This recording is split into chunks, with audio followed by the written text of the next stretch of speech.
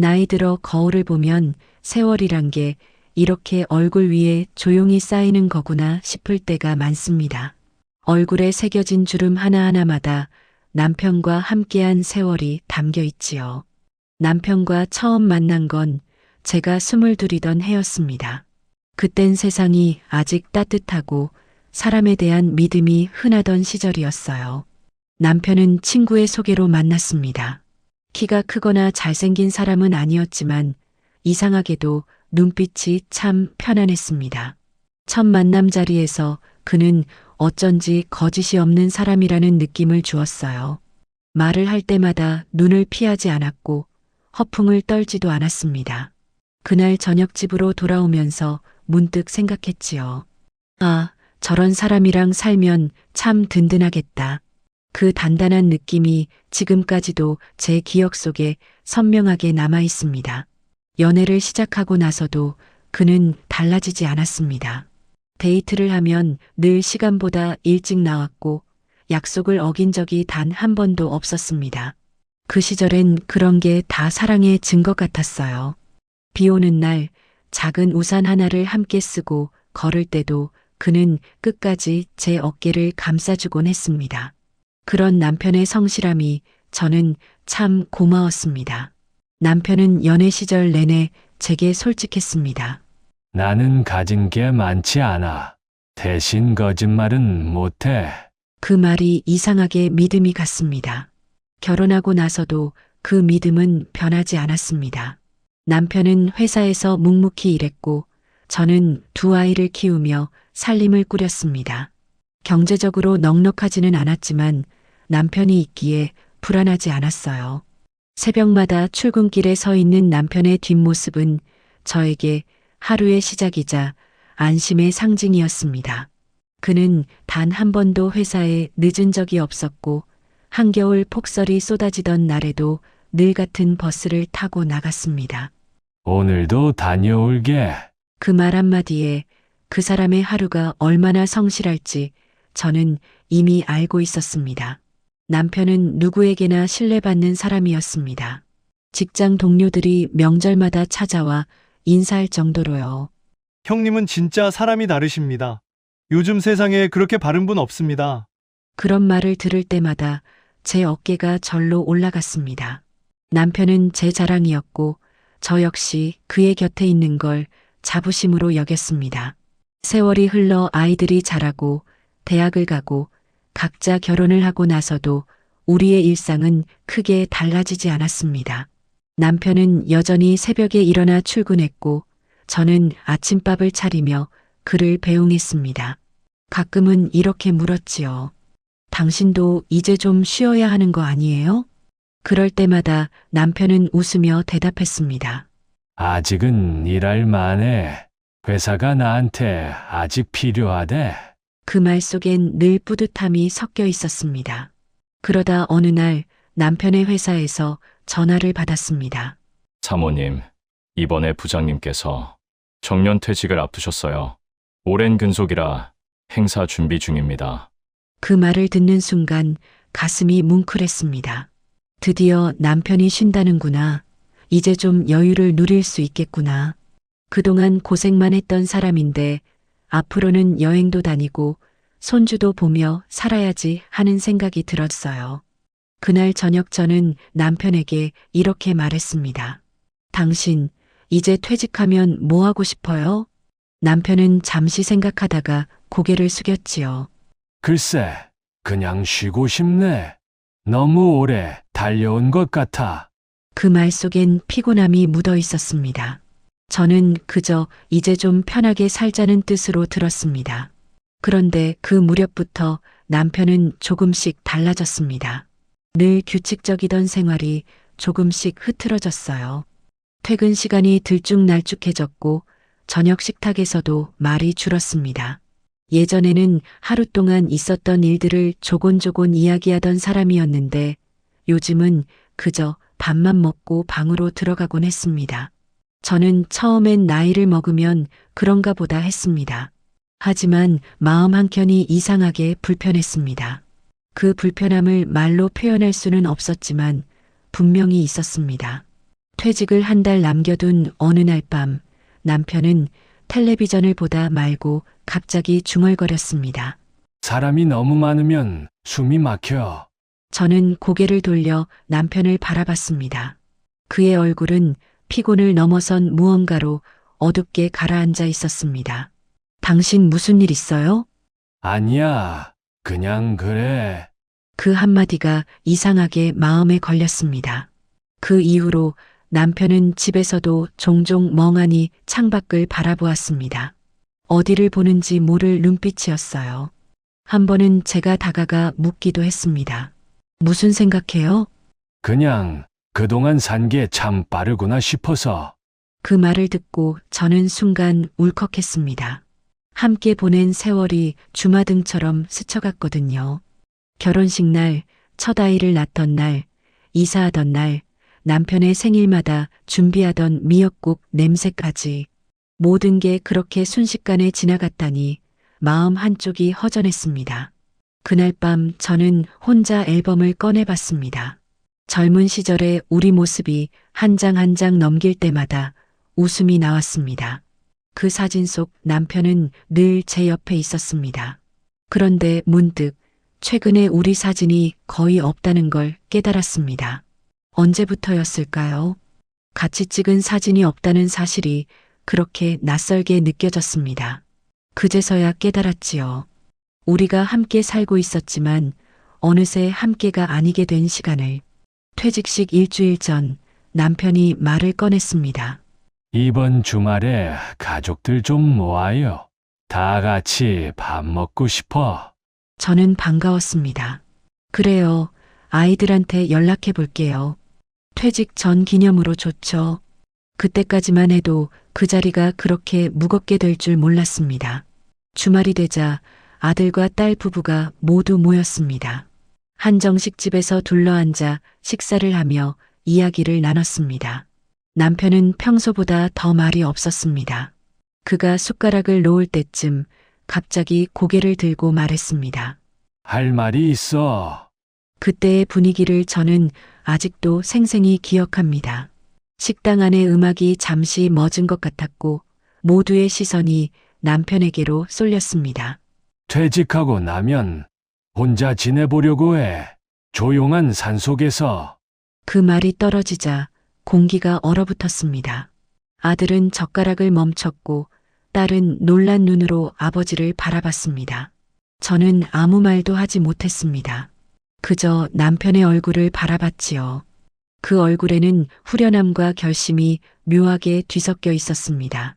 그날 집으로 돌아오는 길, 아이들은 걱정스러운 눈빛으로 물었습니다. 엄마, 아버지 정말 혼자 가신대요? 응, 잠깐 혼자 지내보겠대. 그렇게 말했지만 제 마음속은 이미 복잡했습니다. 남편이 왜 그런 결정을 내렸는지 도무지 이해가 되지 않았거든요. 그날 밤 남편은 가방을 꺼내 짐을 싸기 시작했습니다. 옷 몇 벌, 책 몇 권, 그리고 낡은 수첩 한 권. 저는 묻고 싶었지만 참았습니다. 당신 언제 돌아올 거예요? 얼마 안 걸릴 거야. 그냥 혼자 있고 싶을 뿐이야. 그 말이 그날의 마지막 대화였습니다. 그는 다음 날 아침 아무 말 없이 떠났습니다. 그날 이후 집안엔 텅 빈 소리가 맴돌았습니다. 그가 매일 켜던 아침 라디오도 신문을 넘기던 바스락거림도 사라졌습니다. 그의 자리엔 침묵만이 남았습니다. 저는 그 빈자리를 견디기 위해 매일 집을 정리했습니다. 그의 컵을 닦고 셔츠를 개고 방안을 쓸었습니다. 하지만 아무리 치워도 그 사람의 그림자가 집안 곳곳에 남아 있었습니다. 그렇게 며칠이 지났을 때 어느 날 아침 창문 너머로 햇살이 들어오는데 이상하게도 그 햇살이 낯설었습니다. 그 사람 없는 햇살은 따뜻하지 않았습니다. 그때 처음으로 실감했습니다. 남편이 떠났다는 사실을, 그리고 내가 혼자라는 현실을. 남편이 떠난 아침은 유난히 조용했습니다. 그가 매일 켜놓던 라디오 소리가 들리지 않았습니다. 부엌 창문으로 들어오는 햇살은 여전했지만 그 빛이 닿는 식탁은 낯설게 비어 있었습니다. 식탁 한쪽에 남편이 앉던 자리가 그대로 있었지만 그 의자는 유난히 차가워 보였습니다. 저는 평소처럼 밥상을 차렸습니다. 그릇 2개 대신 하나만 꺼내고 밥은 반 공기만 담았습니다. 습관처럼 젓가락을 2번 올렸다가 다시 하나를 치웠습니다. 그 단순한 동작 하나에도 눈시울이 붉어졌습니다. 그날 이후로 저는 매일 같은 시간에 눈을 떴습니다. 남편이 있을 때와 다르지 않은 생활이었지만 집은 완전히 달라져 있었습니다. 냉장고의 문을 열면 그가 즐겨 먹던 된장국 재료가 그대로 남아 있었고 신문은 여전히 현관 앞에 쌓였습니다. 하루는 그 신문 더미를 치우려다 손이 멈췄습니다. 맨 위에 놓인 날짜가 남편이 떠난 다음 날이었거든요. 그 이후로 단 하루도 신문을 펼쳐보지 못했습니다. 그가 돌아와서 읽을 것 같다는 말도 안 되는 생각이 마음을 붙잡았습니다. 저는 자주 거실 시계를 바라봤습니다. 그 시계는 여전히 남편이 퇴근하던 시간에 맞춰 눈에 들어왔습니다. 저녁 7시 반이 되면 제 몸은 자동으로 현관 쪽을 향했습니다. 그때마다 저는 마음속으로 스스로에게 말했습니다. 이제 그만, 아직도 습관이 남아있구나. 하지만 그 습관은 쉽게 사라지지 않았습니다. 현관 앞 신발장엔 여전히 남편의 구두가 가지런히 놓여 있었고 그 위엔 출근용 가방이 먼지를 덮은 채 그대로였습니다. 저녁이 가장 힘든 시간이었습니다. 혼자 먹는 밥은 밥맛이 없었습니다. 그가 있을 때는 국 하나, 반찬 2가지면 충분했는데 지금은 아무리 차려도 허전했습니다. 식탁 위에 국이 식어가고 숟가락을 내려놓을 때마다 정막이 방 안을 가득 채웠습니다. 그때마다 저는 일부러 TV를 켰습니다. 소리가 나야 덜 외로울 것 같아서요. 하지만 그 소리마저도 어느새 잡음처럼 들렸습니다. 방송이 끝나고 화면이 어두워질 때 그 침묵이 더 크게 들렸습니다. 밤이면 잠이 오지 않았습니다. 남편이 쓰던 방에서 새어나오던 작은 숨소리가 사라진 자리는 너무나 컸습니다. 이불을 덮고 눈을 감으면 자꾸 그 사람의 손등이 떠올랐습니다. 평생 일을 하며 거칠어진 손, 그 손이 제 이마를 쓰다듬던 감촉이 아직도 남아 있었습니다. 어느 날은 그 기억이 너무 또렷해서 순간 그 손이 제 이불 위에 얹힌 듯 느껴졌습니다. 그렇게 몇 주가 흘렀습니다. 시간은 멈춘 듯 흘러가고 계절이 바뀌는 소리조차 느리게 들렸습니다. 창밖에 벚꽃이 지고 장마가 찾아왔습니다. 빗소리가 지붕을 두드릴 때마다 마음이 허물어졌습니다. 그는 비 오는 날을 싫어했는데 지금 이 빗속 어딘가에서 어떻게 지내고 있을까? 그 생각만으로도 숨이 막혔습니다. 며느리가 전화를 걸어왔습니다. 어머니, 아버지한테 연락 안 오셨어요. 저는 일부러 태연하게 대답했습니다. 그래, 잘 지낸대. 산속이라 전파가 잘 안 된대. 하지만 전화를 끊고 나면 늘 후회했습니다. 거짓말을 하는 제 목소리가 낯설었거든요. 그동안 단 한 번도 남편에게 거짓말을 해본 적 없던 제가 이제는 남편의 부재를 감추기 위해 거짓을 말하고 있었습니다. 그 후로 저는 매일 남편의 물건을 하나씩 정리하기 시작했습니다. 하지만 이상하게도 정리를 하면 할수록 방 안의 냄새가 더 짙어졌습니다. 셔츠에 남은 세제향, 책장 속에 끼워둔 메모지, 서랍 안에 접혀있던 영수증까지 모든 것이 그 사람의 흔적이었습니다. 그 흔적이 사라지면 마치 그가 정말로 사라질 것 같았습니다. 그래서 결국 다시 제자리에 돌려놓았습니다. 결국 정리란 건 제 마음이 준비될 때까지는 할 수 없는 일이라는 걸 그때 알았습니다. 하루는 습관처럼 시장에 나갔습니다. 남편이 즐겨 먹던 생선을 보자 발걸음이 멈췄습니다. 손에 들었다가 다시 내려놓고 몇 걸음 옮기다가 또 돌아왔습니다. 결국 그 생선을 사서 집으로 왔지만 요리를 하지는 못했습니다. 냄비 앞에 서서 생선을 바라보다가 그대로 눈물이 쏟아졌습니다. 그 사람 없이 이 음식을 먹을 수 없다는 생각에 손이 떨어지지 않았습니다. 결국 그 생선은 냉장고에서 며칠을 버티다 버려졌습니다. 시간이 한 달을 넘겼을 즈음 저는 조금씩 바깥 세상으로 나가보려 했습니다. 아파트 앞 공원을 걷다가 벤치에 앉으면 노부부들이 손을 잡고 걷는 모습이 눈에 들어왔습니다. 그들의 뒷모습은 참 평화로웠습니다. 그런데 그 평화가 제겐 고통이었습니다. 내가 그들처럼 늙어갈 줄 알았는데 이제는 혼자 남았다는 사실이 견디기 어려웠습니다. 공원에서 돌아오는 길에 하늘을 올려다보면 저도 모르게 중얼거렸습니다. 당신은 지금 어디서 해지는 걸 보고 있을까?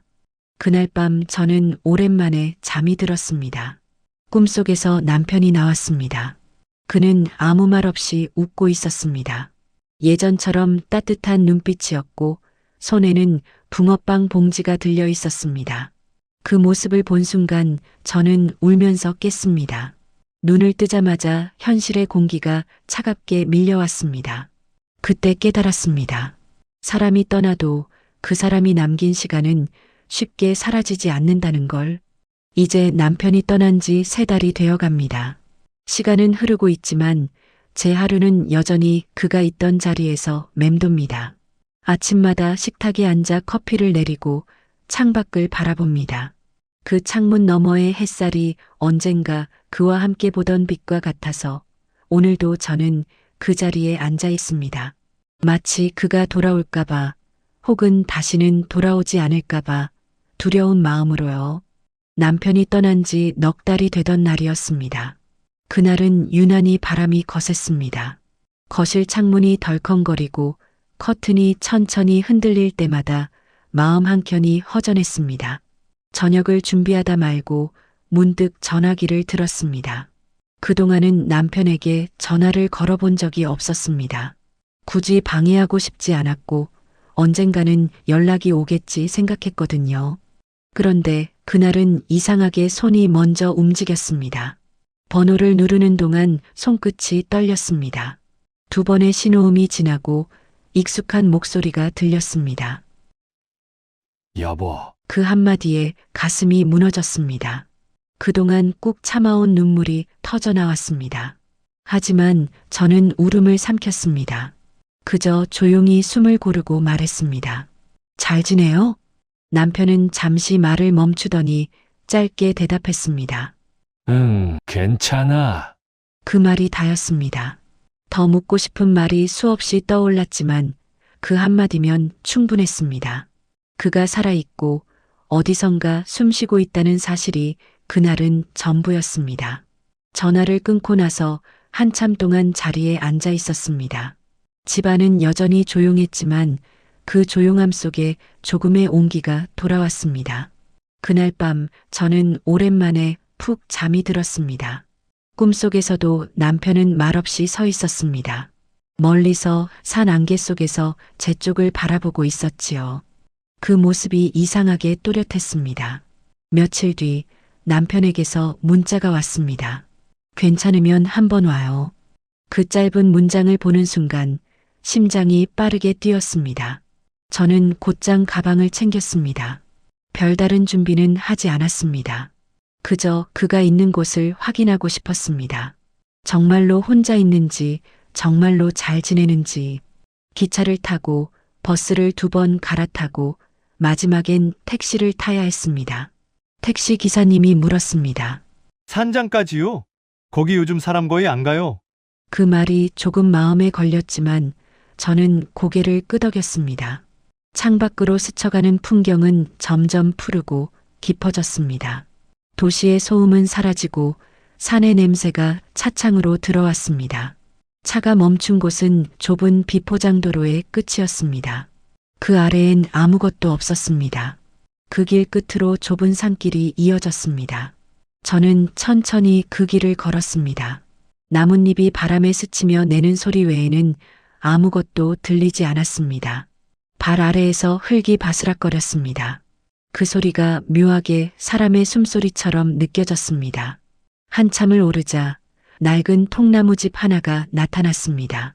지붕은 이끼로 덮여 있었고 벽에는 오래된 간판이 걸려 있었습니다. 산장이라는 글씨가 희미하게 남아 있었습니다. 문 앞에는 남편의 신발이 놓여 있었습니다. 그 신발을 보는 순간 심장이 멎는 듯 했습니다. 그가 진짜 여기 있었던 겁니다. 문은 잠겨 있지 않았습니다. 천천히 밀자 삐걱하는 소리가 났습니다. 안에는 나무 냄새가 가득했습니다. 작은 난로 위엔 주전자가 올려져 있었고 그 안에서 물이 천천히 끓고 있었습니다. 창문 옆에는 낡은 책상과 의자가 있었고 그 위에는 펜과 노트 한 권이 놓여 있었습니다. 그 노트에는 삐뚤빼뚤한 글씨로 짧은 문장들이 적혀 있었습니다. 오늘은 비가 왔다. 새소리가 크다. 잠이 잘 안 온다. 그 문장을 한 줄 한 줄 읽을 때마다 남편의 목소리가 들리는 듯 했습니다. 그가 얼마나 조용히 묵묵히 살아왔는지 느껴졌습니다. 저는 천천히 방 안을 둘러봤습니다. 구석에는 남편의 셔츠가 개어져 있었고 작은 라디오가 먼지를 뒤집어 쓴 채 있었습니다. 벽에는 오래된 달력이 걸려 있었습니다. 달력에는 아무 표시도 낙서도 없었습니다. 그저 날짜만 흘러가고 있었습니다. 그 단조로운 종이 한 장이 남편의 시간을 보여주는 것 같았습니다. 바깥으로 나오자 바람이 세차게 불었습니다. 산 아래로 내려다 보이는 풍경은 고요했습니다. 나무들이 바람에 흔들리고 햇빛이 나뭇잎 사이로 비쳐들었습니다. 그 순간 이상하게도 마음이 놓였습니다.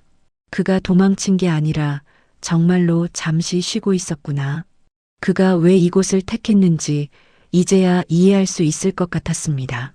도시에선 찾을 수 없는 고요함이 여기에 있었습니다. 그 고요함 속에 남편의 고단한 세월이 담겨 있었던 거겠지요. 문득 뒤에서 발소리가 났습니다. 고개를 돌리자 남편이 서 있었습니다. 햇빛에 얼굴이 반쯤 가려 있었지만 그가 웃고 있다는 걸 알 수 있었습니다. 그는 예전보다 마르고 피부는 그을려 있었지만 눈빛은 편안했습니다. 저는 한 걸음도 다가가지 못했습니다. 그저 그를 바라봤습니다. 그 순간 입에서 단 한마디가 흘러나왔습니다. 당신 정말 여기 있었네요. 그 말은 바람에 실려 천천히 흩어졌습니다. 남편은 대답하지 않았습니다. 그저 고개를 끄덕이며 산 아래를 바라봤습니다. 그 눈빛엔 설명할 수 없는 평온함과 멀어짐이 함께 깃들어 있었습니다. 저는 그제야 깨달았습니다. 그가 떠난 이유가 단순한 피로가 아니었다는 걸. 사람은 누구나 자신만의 쉼터를 찾는다지만 남편에게 그 쉼터는 세상과의 단절이었고 나에게는 기다림의 시작이었음을. 그날 해가 저물 무렵 산장 앞마당에는 긴 그림자가 드리워졌습니다. 저는 문득 추워진 어깨를 감싸며 천천히 산 아래로 내려왔습니다. 돌아보니 남편의 모습은 여전히 그 자리에 있었습니다. 그는 마치 그곳이 자신의 마지막 자리인 듯 움직이지 않았습니다. 그날 이후 저는 마음속으로 알았습니다. 그가 돌아오지 않아도 그곳이 이제 그의 세상이라는 걸. 산길을 내려오던 그날의 공기는 유난히 맑았습니다. 하지만 제 발걸음은 유난히 무거웠습니다. 바람은 나뭇가지를 흔들며 귓가를 스쳤고 그 바람 사이로 남편의 숨소리 같은 잔향이 따라왔습니다. 나는 몇 번이나 뒤를 돌아봤습니다. 산장은 그대로였습니다. 그 작은 집은 마치 세상과 단절된 다른 시간 속에 존재하는 것 같았습니다. 그 안에서의 남편은 나와 다른 리듬으로 살아가고 있었습니다. 그 사실이 처음엔 낯설고 곧 슬프게 느껴졌습니다. 버스 정류장까지 내려오는 길은 길고 조용했습니다. 산길을 따라 내려오는 동안 새소리가 멀어지고 풀잎의 향기가 바뀌어 갔습니다. 나는 몇 번이나 멈춰섰습니다. 돌아가야 한다는 생각이 발목을 잡았지만 이미 마음은 알고 있었습니다. 그 사람은 이제 스스로 선택한 고요 속에서 살기로 한 거라는 걸. 버스 창가에 앉았을 때 손끝에 흙냄새가 남아 있었습니다. 그 흙냄새 속에는 남편의 온기가 섞여 있었고 그것이 이상하게 위안이 되었습니다. 창밖으로 스쳐 지나가는 산의 능선마다 햇빛이 부서지고 그 빛 속에 남편의 얼굴이 떠올랐습니다. 그는 말이 적었지만 평생 한 번도 자기 마음을 함부로 드러내지 않았습니다. 이제 와서야 그 침묵의 의미를 조금은 알 것 같았습니다. 그 사람은 언제나 스스로를 지키는 방식으로 세상을 버텨온 사람이었지요. 그리고 이제는 그 마지막 방식을 혼자 있는 것으로 택한 겁니다. 집에 도착했을 때는 해가 거의 저물 무렵이었습니다. 현관문을 여는 순간 익숙한 공기가 밀려왔습니다. 하지만 그 공기 속엔 이제 그 사람의 냄새가 희미했습니다. 신발장 위에 놓인 구두는 여전히 제자리에 있었지만 그 구두는 더 이상 그 사람의 것이 아닌 것처럼 느껴졌습니다. 집안은 깨끗했지만 정리된 만큼 비어 있었습니다. 나는 천천히 거실로 들어가 소파에 앉았습니다. 한참 동안 아무 말도 하지 않았습니다.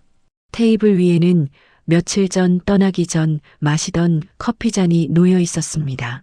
그때는 그 잔이 단순히 남편의 흔적이라 생각했는데 지금은 그 잔이 마치 부재의 상징처럼 느껴졌습니다.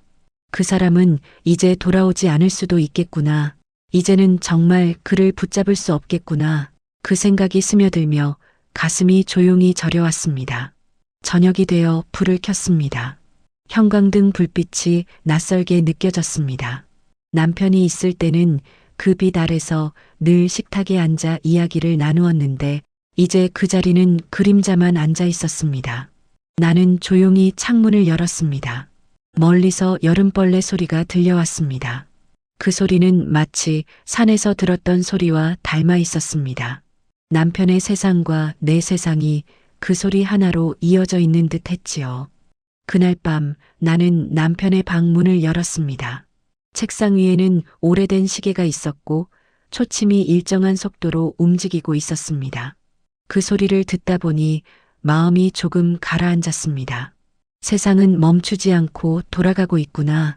그 사람도 어딘가에서 지금 이 순간을 살아가고 있겠구나. 그 생각이 이상하게 위로가 되었습니다.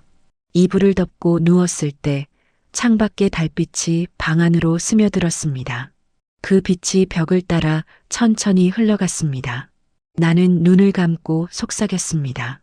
그래요, 당신 뜻대로 하세요. 그 한마디가 그날 밤의 전부였습니다. 그 말을 내뱉는 순간 눈물이 흘렀지만 마음은 이상하게 가벼워졌습니다. 그를 말릴 수 없다는 걸 인정하자 비로소 숨이 편해졌습니다. 다음 날 아침 나는 남편의 컵을 깨끗이 씻어 찬장에 넣었습니다. 그것은 이별의 의식 같았습니다. 이제는 기다리지 말아야겠다고.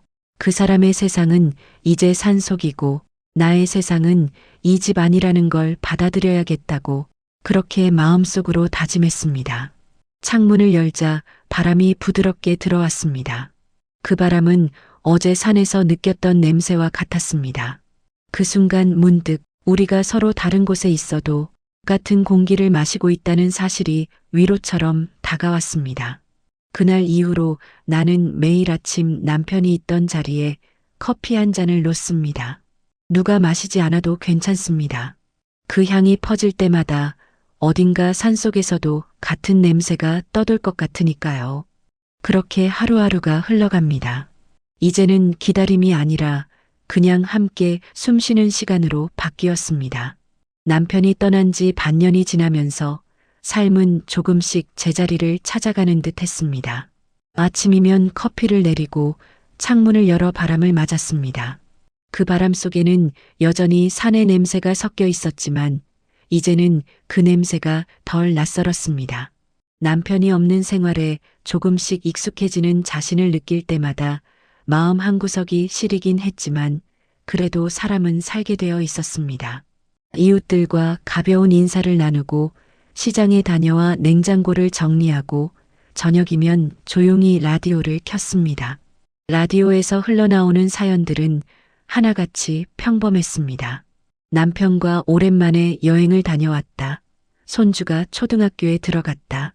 그 이야기들을 들으며 미소를 지었지만 그 미소가 오래 머물지는 않았습니다. 나는 이제 남편과의 이야기를 과거형으로만 떠올릴 수 있다는 게 서글펐습니다. 그날도 평소처럼 오후에 공원으로 나갔습니다. 하늘은 맑았고 바람은 살짝 차가웠습니다. 가을로 넘어가는 시기였지요. 낙엽이 바람에 날리며 벤치 옆을 스쳤습니다. 나는 평소처럼 조용히 걷다가 오래된 벤치에 앉았습니다. 나뭇잎이 바닥을 덮은 산책로 위로 조깅하는 사람들이 오가고 있었습니다. 그들 중 한 사람이 눈에 익었습니다. 그는 잠시 내 앞을 지나쳤다가 내 얼굴을 보고 멈춰 섰습니다. 사모님, 오랜만이네요. 그는 남편의 직장 동료였습니다. 몇 년 전 명절에 우리 집에 들러 인사를 했던 사람. 그때도 예의 바른 인상이었지요. 그가 반갑게 웃으며 다가왔습니다. 나는 오랜만에 인연이 반가워 미소를 지었습니다. 아, 네. 오랜만이네요. 요즘 어떻게 지내세요? 그냥 회사 다니죠? 부장님은 잘 계시죠? 그 순간 마음이 잠시 멈췄습니다. 부장님, 그는 여전히 남편을 그렇게 불렀습니다. 나는 잠시 숨을 고르고 조용히 대답했습니다. 이제 퇴직하셨잖아요. 지금은 산속에서 지내세요. 그가 고개를 끄덕이며 말했다. 아, 그렇군요. 그래도 참, 형님은 대단한 분이셨죠?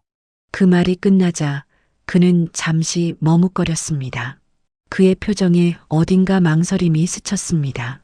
그런데 그는 말을 이어가려다 잠시 내 눈치를 봤습니다. 예전에 회사 다닐 때 말인데요. 형님이 가끔 다른 여자분이랑 같이 있는 걸 봤어요. 같은 부서 사람들 중에서도 다들 알고 있었죠? 그 말이 공기 속에 떨어지는 순간 세상이 멈춘 듯 했습니다. 멀리서 들리던 아이들의 웃음소리, 바람에 스치는 낙엽소리, 모든 것이 한순간에 사라졌습니다. 내 귀에는 오직 그 한 문장만이 남았습니다. 다른 여자분이랑 같이 있는 걸 봤어요. 그는 미안한 표정으로 덧붙였습니다. 아, 제가 괜히 말씀드렸네요. 그땐 그냥 친한 직원인 줄 알았는데, 그의 말은 이어졌지만 더 이상 들리지 않았습니다. 몸이 굳은 채로 나는 벤치 끝에 손을 올렸습니다. 손끝이 차가웠습니다. 햇살이 여전히 따뜻한데 피부는 식어 있었습니다. 심장이 천천히 무너지는 소리가 들리는 듯 했습니다. 그가 떠난 뒤에도 나는 오랫동안 그 자리에 앉아 있었습니다. 바람이 불 때마다 낙엽이 무릎 위로 떨어졌습니다.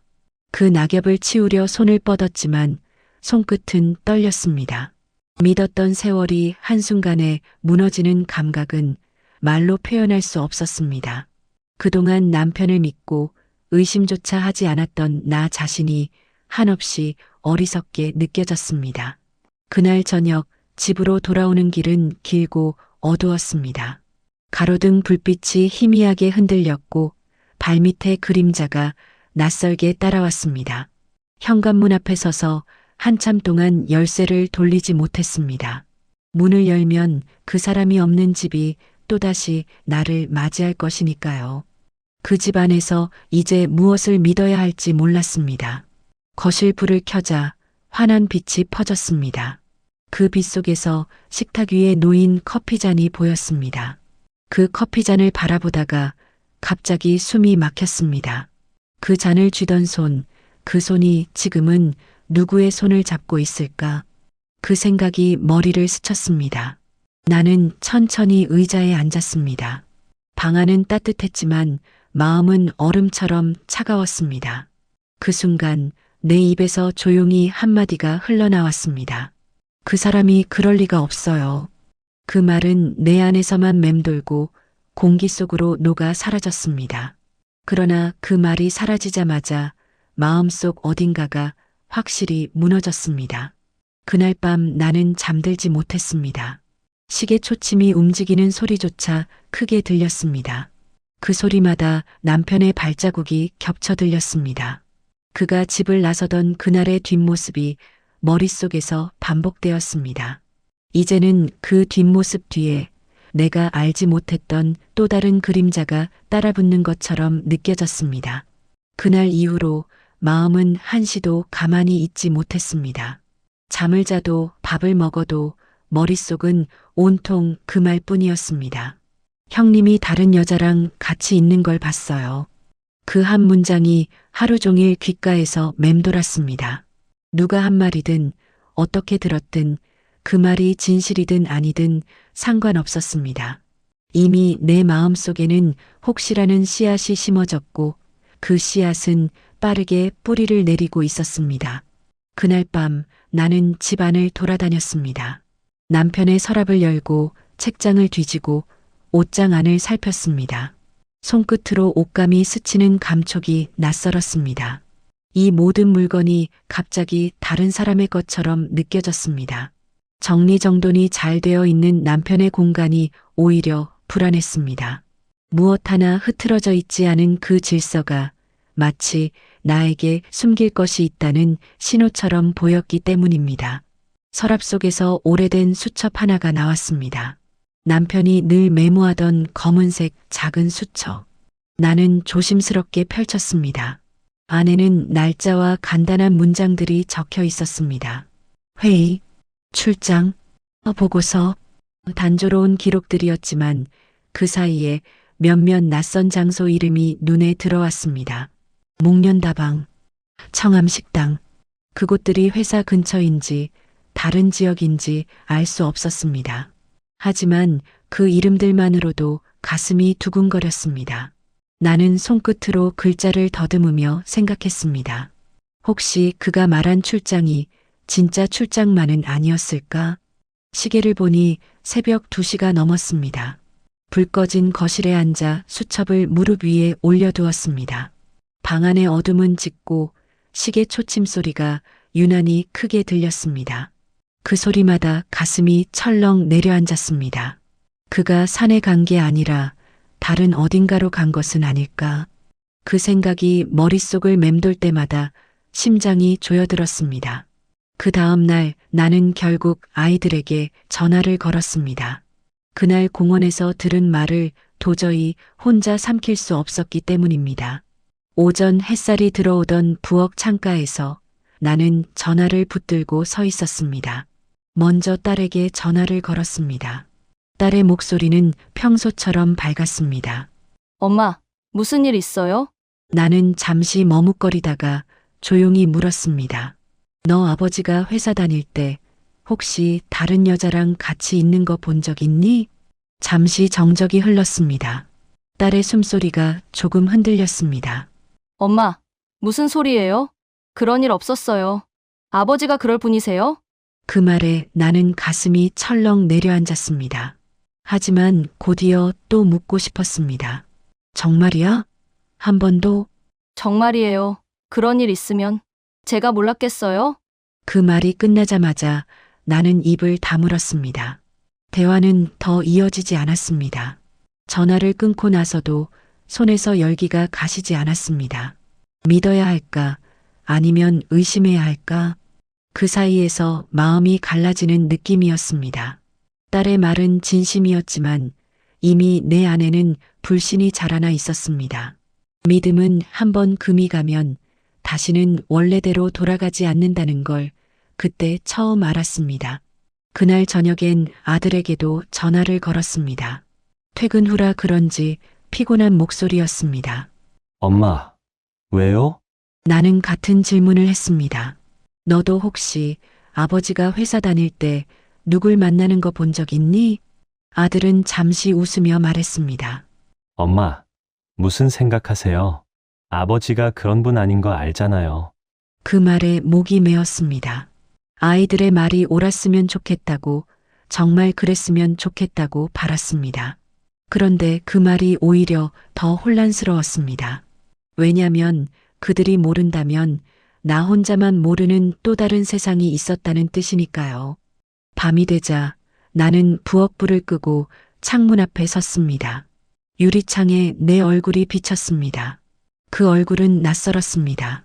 의심으로 가득 찬 표정이었고 눈가에는 피로가 드리워져 있었습니다. 그 순간 깨달았습니다. 내가 지금 두려운 건 남편의 거짓이 아니라 그 거짓이 진실일 수도 있다는 가능성이었습니다. 손에 쥐고 있던 수첩을 다시 펼쳤습니다. 그 안에 글자들이 점점 번져 보였습니다. 눈물이 흐르고 있었던 겁니다. 그 눈물이 종이를 적시며 잉크를 번지게 했습니다. 그 번진 글자들이 마치 남편이 남긴 흔적처럼 느껴졌습니다. 명확하지 않지만 지워지지도 않는 흔적. 그건 믿음이 사라진 자리에서 남은 가장 잔인한 증거 같았습니다. 그날 새벽 창밖에서 새들이 울었습니다. 그 울음소리가 낯설게 들렸습니다. 나는 소파에 앉아 새벽빛이 거실로 스며드는 걸 지켜봤습니다. 그 빛 속에서 스스로에게 조용히 말했습니다. 이제 정말 무엇이 진실인지 모르겠어요. 그 한마디가 공기 속에 스며들며 방 안을 메웠습니다. 그 말은 고백이었고 동시에 절망이었습니다. 그날 이후 나는 다시 잠을 이루지 못했습니다. 눈을 감으면 남편의 산장 대신 낯선 여자의 그림자가 어둠 속을 스쳐 지나갔습니다. 그 그림자는 점점 또렷해졌고 내 마음은 서서히 무너져 내렸습니다. 며칠이 흘러도 마음은 가라앉지 않았습니다. 밤이면 수첩의 낯선 글자들이 자꾸 눈앞에 떠올랐습니다. 목련다방, 청암식당. 짧은 단어들이었지만 그 안에는 내가 모르는 남편의 시간이 숨어 있는 듯 했습니다.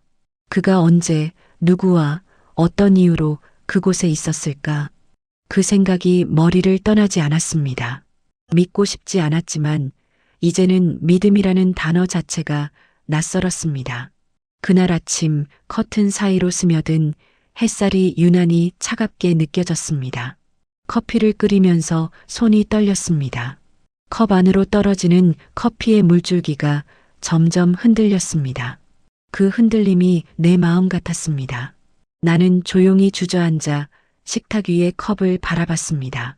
그 속에서 내 얼굴이 일그러져 있었습니다. 그때 문득 텔레비전에서 들려오는 뉴스 소리가 귀에 들어왔습니다. 사설 탐정, 배우자 불륜조사 급증. 순간 손이 멈췄습니다. 그 한 문장이 내 안을 꿰뚫었습니다. 그동안 피하고 싶었던 생각이 머릿속에 스며들었습니다. 정말 알아봐야 하나? 그 질문이 마음 깊은 곳에서 울렸습니다. 하지만 곧 또 다른 목소리가 속삭였습니다. 아니야, 믿어야지. 그 두 목소리가 하루 종일 싸웠습니다. 그러다 결국 이 싸움에 종지부를 찍어야겠다는 생각이 들었습니다. 이대로는 평생 남편의 그림자에 갇혀 살게 될 것 같았습니다. 저녁 무렵 나는 작은 노트를 들고 서랍 안을 뒤졌습니다. 예전 친구가 알려준 전화번호 하나가 떠올랐습니다. 사람 찾는 일 전문 선민사무소. 종이 위에 적혀 있던 그 번호를 바라보다가 손끝으로 천천히 눌렀습니다. 신호음이 길게 이어졌습니다. 여보세요. 낯선 남자의 목소리가 들렸습니다. 나는 숨을 한번 삼켰습니다. 남편의 행방을 알고 싶어요.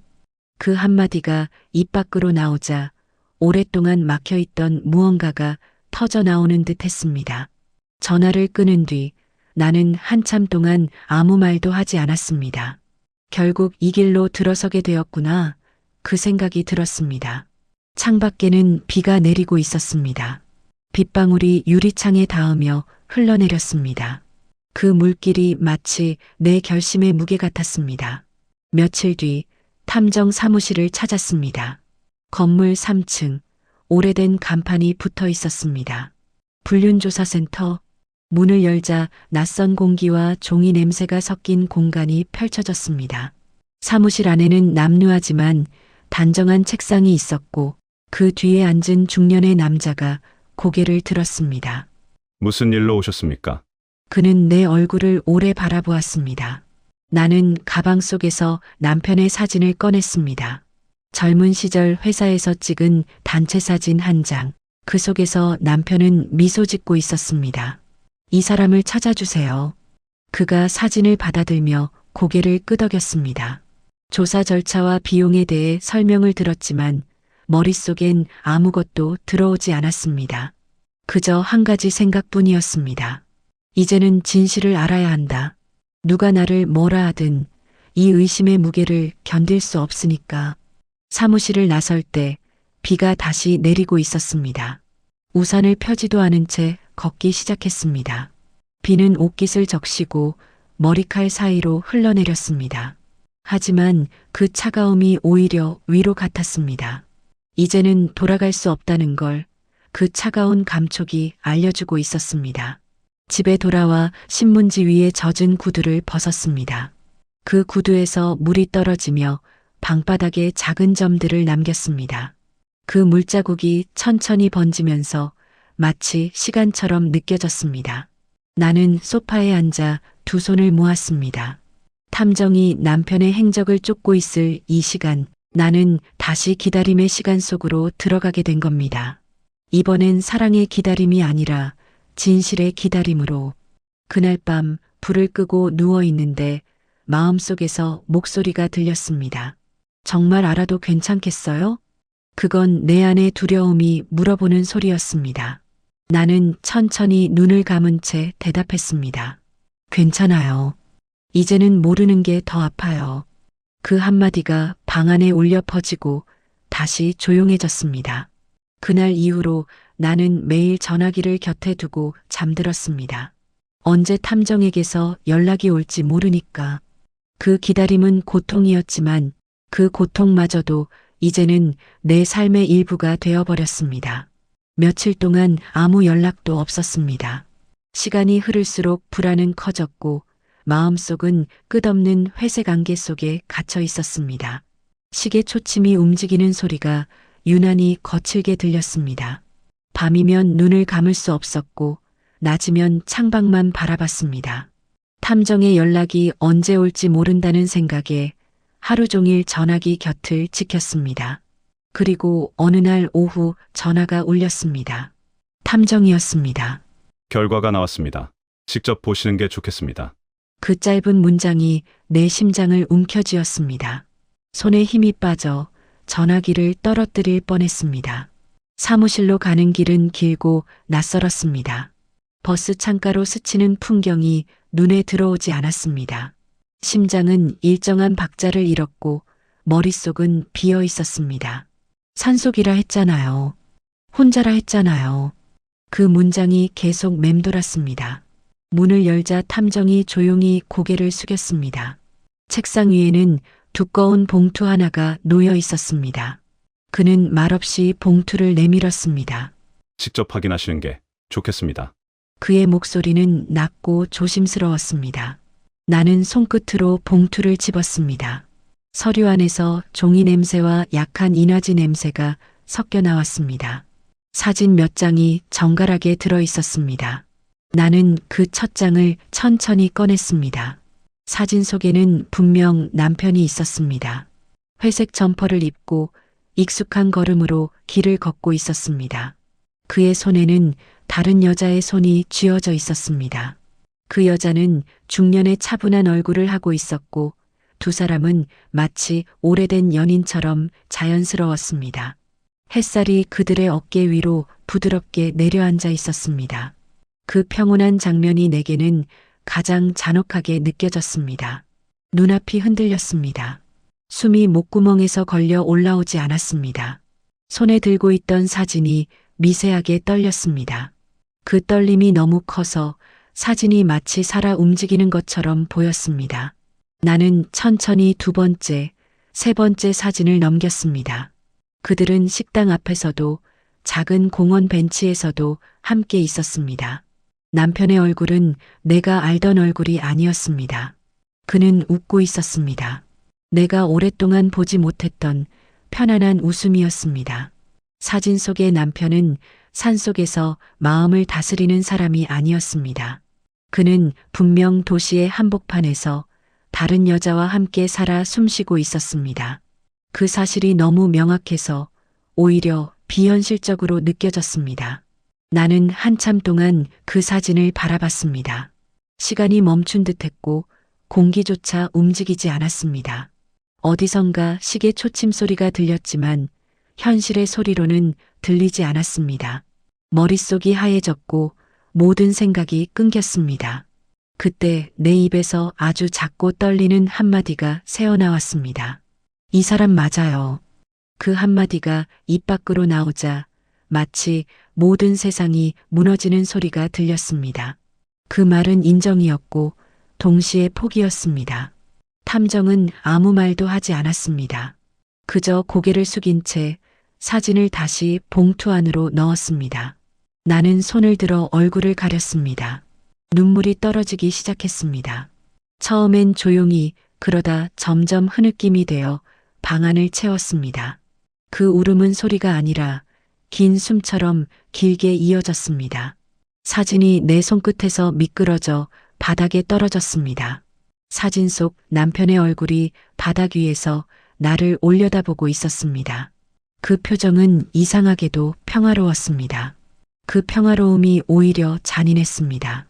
그가 얼마나 오래 나를 속였을지, 얼마나 자연스럽게 이중의 삶을 살았을지, 그 모든 시간들이 그 미소 안에 담겨 있는 듯 했습니다. 사무실을 나와 거리로 나왔을 때 햇빛이 눈부셨습니다. 세상은 아무 일도 없다는 듯 평온했습니다. 사람들은 걸었고 아이들은 웃었습니다. 하지만 그 모든 소리가 멀게 들렸습니다. 내 발밑 그림자는 흔들렸고 그 위로 눈물이 한 방울 떨어졌습니다. 집으로 돌아오는 길, 손에는 여전히 그 봉투가 들려 있었습니다. 그 봉투가 무겁게 느껴졌습니다. 안에는 단지 사진 몇 장뿐이었지만 그 안에는 내가 믿어온 40년의 세월이 모두 담겨 있었습니다. 현관 앞에 서자 발이 떨어지지 않았습니다. 문을 열면 또 그 빈집이 기다리고 있을 테니까요.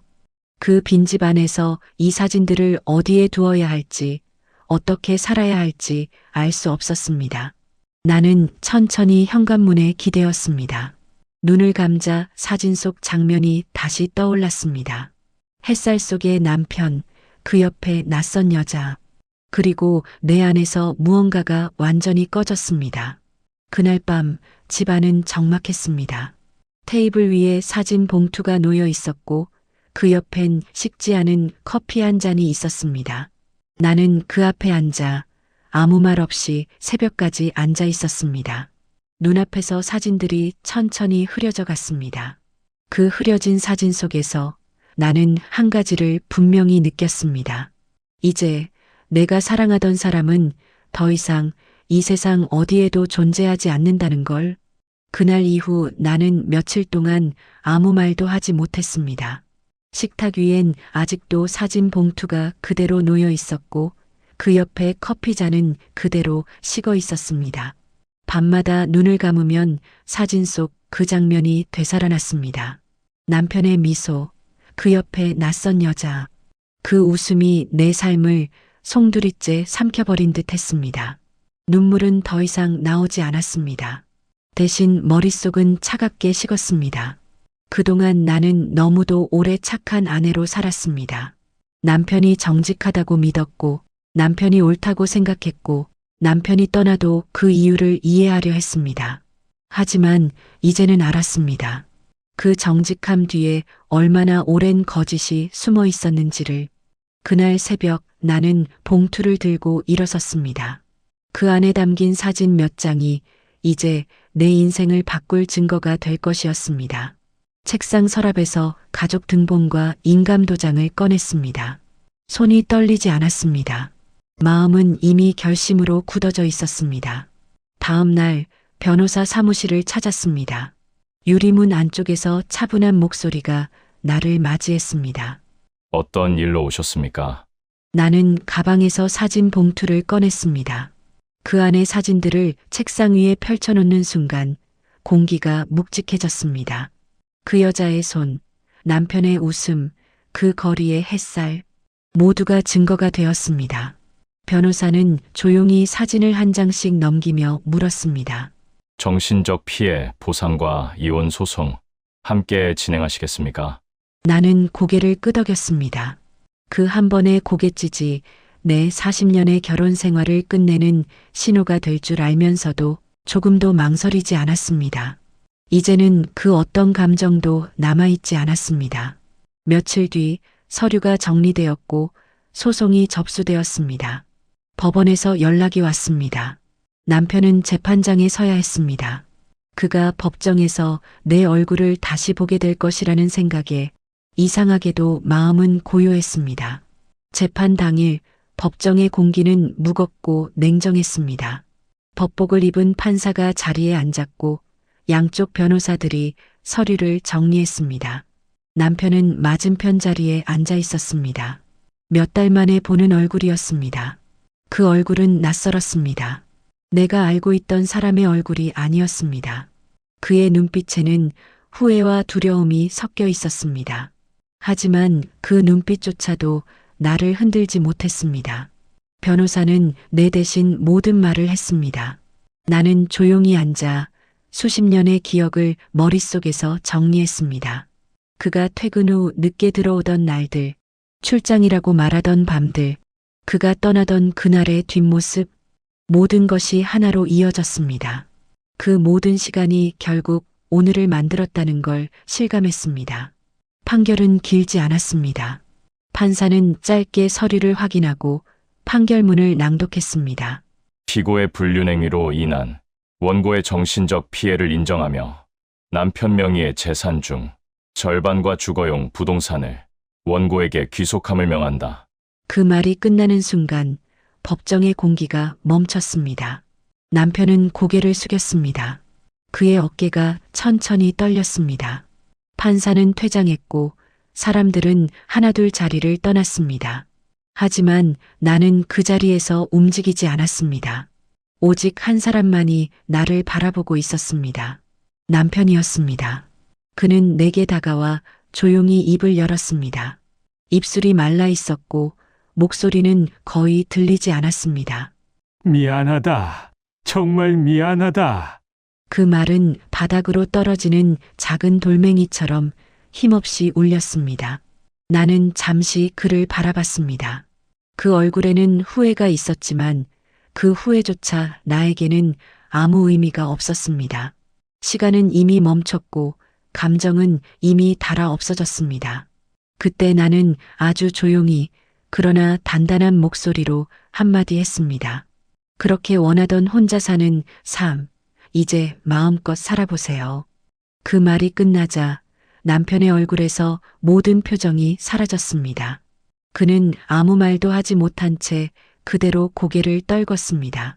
나는 그를 지나쳐 법정을 나왔습니다. 문이 닫히는 소리가 작게 울렸습니다. 밖으로 나오자 늦은 오후의 햇살이 내 얼굴에 닿았습니다. 그 햇살이 따뜻했지만 내 마음은 차분했습니다. 나는 긴 세월 동안 남편의 그늘 아래 살았지만 이제는 내 그림자로만 걸을 수 있게 된 것이었습니다. 그날 집으로 돌아오자 거실 창문으로 붉은 노을이 들어왔습니다. 테이블 위에는 아직 정리되지 않은 법원 서류가 놓여 있었습니다. 나는 조용히 의자에 앉았습니다. 그리고 오래된 결혼 반지를 천천히 손에서 뺐습니다. 반지가 테이블 위로 굴러 떨어져 작은 소리를 냈습니다. 그 소리가 내 마음의 마지막 끈을 끊어 놓았습니다. 창밖의 하늘은 점점 어두워지고 있었습니다. 그 어둠 속에서 나는 스스로에게 처음으로 속삭였습니다. 이제 내 인생은 나의 것. 집으로 돌아왔을 때 문을 여는 손끝이 낯설지 않았습니다. 오랫동안 무겁게만 느껴지던 현관문이 오늘은 이상하리만큼 가벼웠습니다. 거실 불을 켜자 따뜻한 빛이 천천히 방 안을 채웠습니다. 그 빛 속에서 먼지가 떠올랐고 공기가 움직였습니다. 모든 게 여전했지만 그 안에서 나는 달라져 있었습니다. 재판 서류가 놓인 테이블 위에 손을 올렸습니다. 그 종이의 표면은 차가웠지만 내 마음은 고요했습니다. 눈앞의 모든 것이 더 이상 과거의 흔적으로 보이지 않았습니다. 이제부터는 시작이라는 생각이 들었습니다. 주방으로 가서 물을 끓였습니다. 물 끓는 소리가 집안 가득 퍼졌습니다. 그 소리가 마치 내 안의 얼음이 천천히 녹아내리는 소리처럼 들렸습니다. 컵에 따뜻한 물을 따라 마셨습니다. 그 온기가 혀끝을 지나 가슴으로 스며들었습니다. 그 순간 나는 처음으로 숨을 고르게 쉬었습니다. 창문을 열었습니다. 늦은 저녁에 공기가 들어왔고 커튼이 천천히 흔들렸습니다. 멀리서 아이들의 웃음소리가 들렸습니다. 나는 그 소리를 들으며 문득 깨달았습니다. 세상은 아무 일도 없었다는 듯 돌아가고 있었습니다. 그리고 그 안에서 나도 다시 걸어가야 했습니다. 남편 없이 맞는 저녁이었지만 외롭지 않았습니다. 식탁 위에는 혼자 차린 간소한 식사가 놓여 있었습니다. 그 밥 한 숟가락이 눈물보다 짠데 이상하게도 따뜻했습니다. 나는 그 밥을 천천히 씹으며 생각했습니다. 이제부터의 인생은 누군가를 위해서가 아니라 나를 위해서 살아야 한다고. 내가 나를 돌보지 않으면 그 누구도 나를 대신해주지 않는다는 것을 이제서야 배웠습니다. 방 안의 시계가 조용히 흘렀습니다. 그 초침 소리가 안정적으로 들렸습니다. 불안했던 심장이 그 박자에 맞춰 뛰는 듯 했습니다. 나는 천천히 창가로 걸어갔습니다. 밖은 어두웠지만 도시의 불빛이 멀리서 반짝였습니다. 그 불빛들은 낯설었지만 아름다웠습니다. 그 불빛 속에서 내 얼굴이 희미하게 비쳤습니다. 주름진 얼굴, 세월의 흔적이 고스란히 담긴 얼굴. 그 얼굴이 이제는 더 이상 슬퍼 보이지 않았습니다. 나는 조용히 속삭이듯 말했다. 이제는 나 자신을 위해 살아야지. 그 한마디가 공기 속에 스며들며 마음 깊은 곳까지 울려 퍼졌습니다. 그 말은 결심이었고 위로였으며 동시에 선언이었습니다. 그날 밤 창문을 닫고 불을 끄기 전 거실 한가운데에 서서 집안을 둘러봤습니다. 그동안 고통이 가득하던 공간이 이제는 조금씩 따뜻하게 변해가고 있었습니다. 나는 천천히 불을 끄고 방으로 들어갔습니다. 침대에 앉아 이불을 덮으며 생각했습니다.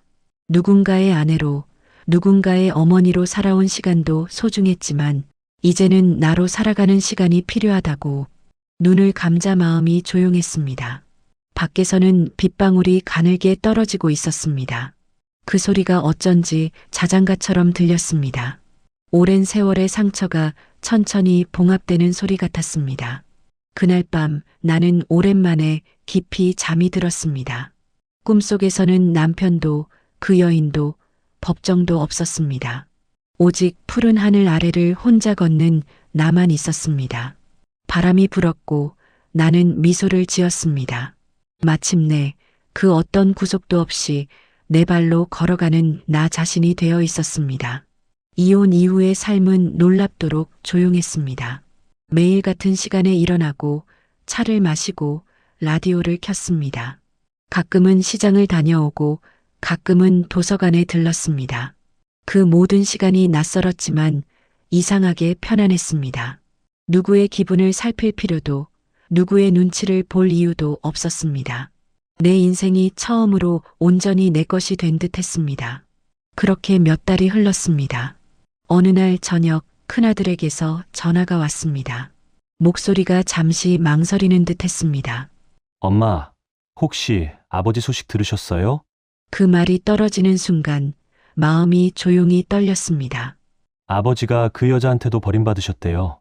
아들은 말을 이어갔습니다. 그 여자가 남의 돈으로 사업을 하다가 망했답니다. 그걸로 서로 싸우고 헤어졌대요. 이제는 아버지 가진 것도 없고 산속에서 혼자 산다네요, 진짜로. 그 산장 있잖아요. 거기서 지내신대요.